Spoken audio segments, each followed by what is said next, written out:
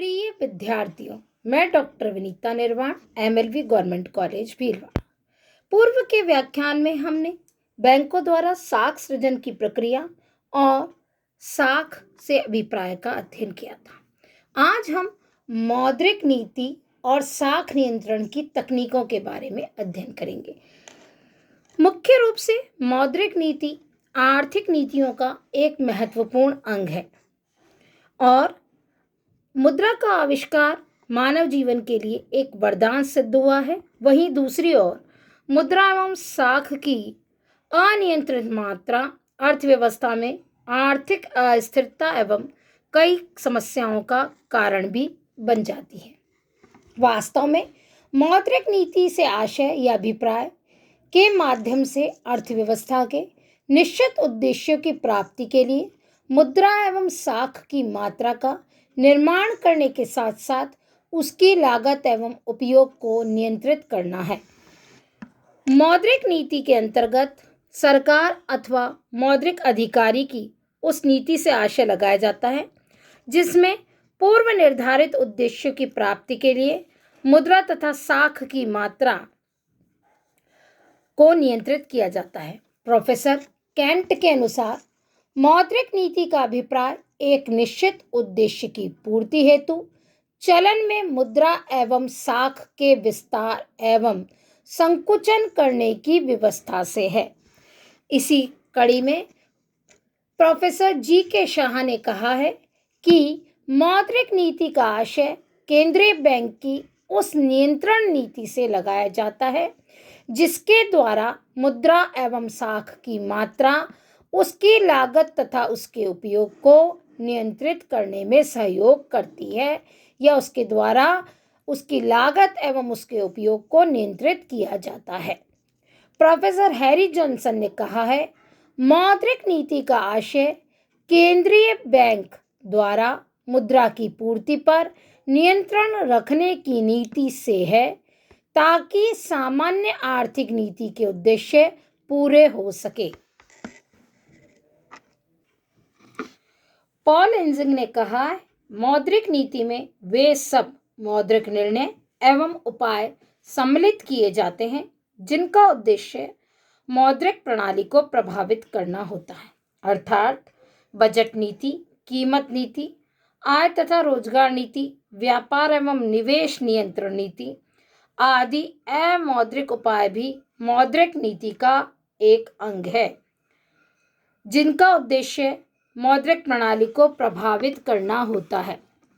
मौद्रिक नीति के उद्देश्य, ऑब्जेक्टिव्स ऑफ मॉनेटरी पॉलिसी। मौद्रिक नीति पूर्व निर्धारित उद्देश्यों की पूर्ति के लिए अपनाई जाती है। प्रत्येक देश में ये उद्देश्य एक अथवा अनेक हो सकते हैं। जहां विकसित राष्ट्रों में मौद्रिक नीति का प्रमुख उद्देश्य आर्थिक स्थायित्व होता है, वहीं विकासशील राष्ट्रों में मौद्रिक नीति का प्रमुख उद्देश्य स्थिरता के साथ विकास, ग्रोथ विथ स्टेबिलिटी होता है। भारत में मौद्रिक नीति का मुख्य उद्देश्य आर्थिक विकास यानी इकोनॉमिक डेवलपमेंट, पूर्ण रोजगार, फुल एम्प्लॉयमेंट, बचतों एवं निवेशों को प्रोत्साहन, विदेशी विनिमय दर में स्थिरता तथा कीमतों में सापेक्षिक स्थिरता बनाए रखना है। इस प्रकार मौद्रिक नीति के मुख्य उद्देश्य निम्न प्रकार है। फर्स्ट है तीव्र आर्थिक विकास, रैपिड इकोनॉमिक ग्रोथ। तीव्र आर्थिक विकास विकासशील देशों में मौद्रिक नीति का प्रमुख उद्देश्य।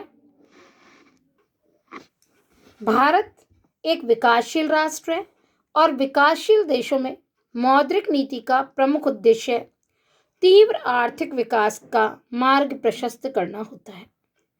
मौद्रिक नीति का उद्देश्य दीर्घकाल में प्रति व्यक्ति वास्तविक आय में वृद्धि करना, निवेश एवं पूंजी निर्माण को बढ़ाना तथा अर्थव्यवस्था में उत्पादन, आय एवं रोजगार को बढ़ाना मुख्य है। मौद्रिक नीति विकास हेतु वित्तीय साधनों की वृद्धि कर उसकी लागतों को घटाकर उसके उपयोग को नियंत्रित करके विकास का मार्ग प्रशस्त करती है। नेक्स्ट है कीमतों में स्थायित्व, प्राइस स्टेबिलिटी। मौद्रिक नीति का मुख्य उद्देश्य आंतरिक मूल्यों में यथासंभव स्थायित्व बनाए रखना तथा उनमें अत्यधिक उतार चढ़ावों को नियंत्रित करना है।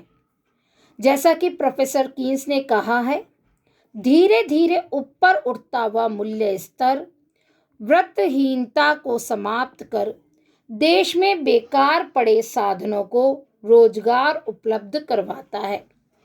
विकास की प्रक्रिया से उत्पन्न मुद्रास्फीति पर नियंत्रण करने के साथ साथ आंतरिक कीमतों में असाधारण उच्चावचनों को रोकना, व्यापार चक्रों को नियंत्रित करना तथा कीमतों में उचित स्थिरता बनाए रखना मौद्रिक नीति का मुख्य उद्देश्य माना गया है। नेक्स्ट है विनिमय दरों में स्थायित्व। सभी प्रकार की आर्थिक अर्थव्यवस्था में, चाहे विकसित हो या विकासशील हो, विनिमय दरों में स्थायित्व रखना मौद्रिक नीति का एक महत्वपूर्ण उद्देश्य होता है। विनिमय दरों में स्थायित्व जहां एक और विदेशी मुद्राओं में सट्टे की प्रवृत्ति को रोकता है, विदेशी पूंजी के बहिर्गमन को हतोत्साहित करता है, वहीं दूसरी ओर अंतर्राष्ट्रीय मौद्रिक लेन देन को स्थिर बनाता है, अंतर्राष्ट्रीय वित्तीय संबंधों में स्थिरता लाता है।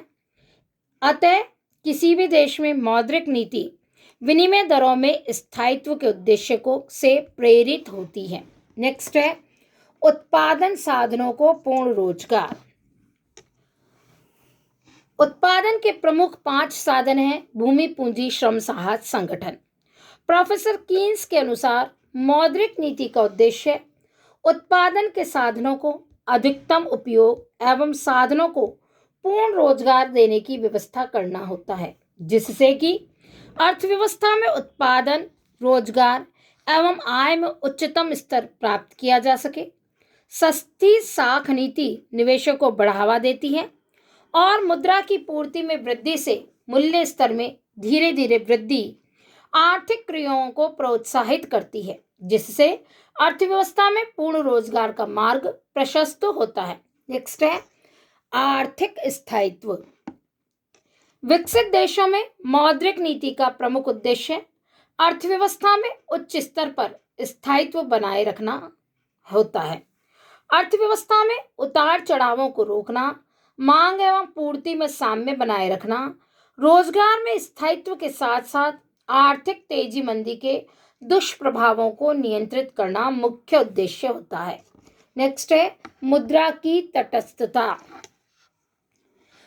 अनेक अर्थशास्त्री जैसे विक्सटीड, हैयक, रॉबर्टसन ने मौद्रिक नीति का मुख्य उद्देश्य मुद्रा की तटस्थता बताया है। अर्थशास्त्रियों की यह धारणा थी कि मौद्रिक परिवर्तनों के कारण ही अर्थव्यवस्था में असंतुलन एवं उतार चढ़ाव होते हैं। अतः मुद्रा की मात्रा इस प्रकार नियंत्रित होनी चाहिए कि अर्थव्यवस्था में संतुलन एवं स्थिरता की स्थितियां बनी रहे और मुद्रा की पूर्ति को यथासंभव स्थिर रखा जाए। धारणा यह भी थी कि आधुनिक प्रावेगिक समाज की परिस्थितियों में यह धारणा मेल नहीं खाती, अतः तटस्थ मुद्रा की नीति अव्यावहारिक है। एक विकासशील अर्थव्यवस्था में मुद्रा एक सक्रिय तत्व के रूप में स्थिरता के साथ विकास का आधार प्रदान करती है। नेक्स्ट है मौद्रिक नीति के विविध उद्देश्य या अन्य उद्देश्य। अनेक विद्वानों ने मौद्रिक नीति के कुछ अन्य उद्देश्यों का भी जिक्र किया है। आय में स्थिरता या स्थायित्व। व्यापार चक्रों तथा आर्थिक तेजी मंदी के समय मौद्रिक नीति का उद्देश्य लोगों की आय में स्थिरता लाना होता है। नेक्स्ट है उपेक्षित क्षेत्रों में साख सुविधाओं का विस्तार। विकासशील देशों में कृषि क्षेत्र और निर्धन वर्ग को पर्याप्त साख उपलब्ध कराने के लिए मौद्रिक नीति का सहारा लिया जाता है। भारत में 1969 से बैंकों के राष्ट्रीयकरण के बाद उपेक्षित क्षेत्रों से को अधिक साख सुविधाओं का निरंतर प्रयास किया जा रहा है। नेक्स्ट है आर्थिक विकास के लिए वित्तीय साधनों की पूर्ति। इस हेतु सस्ती साख उपलब्ध कराना, ऋणों की लागत घटाना और वित्तीय साधनों को उत्पादक कार्यों में मोड़ना मौद्रिक नीति का एक प्रमुख उद्देश्य माना गया है। गरीबी उन्मूलन में सहायता। भारत में मौद्रिक नीति का एक मुख्य विशेष उद्देश्य समाज में गरीब एवं आर्थिक दृष्टि से कमजोर वर्गों को रियायती ब्याज दरों पर ऋण उपलब्ध कराना तथा उनको लाभप्रद रोजगार दिलाकर गरीबी रेखा से ऊपर उठाना है। नेक्स्ट है कुशल भुगतान यंत्र की व्यवस्था करना। मौद्रिक नीति का मुख्य उद्देश्य एक विकासशील अर्थव्यवस्था में बढ़ती मौद्रिक आवश्यकताओं की पूर्ति करना और कुशल भुगतान यंत्र की व्यवस्था करना है, जिससे विकास के साथ साथ बढ़ती मौद्रिक आवश्यकताओं की पूर्ति हो जाए। नेक्स्ट है बचत एवं निवेश में वृद्धि। मौद्रिक नीति का मुख्य उद्देश्य पूर्ण रोजगार के स्तर पर बचतों एवं निवेशों में साम्य बनाए रखना है।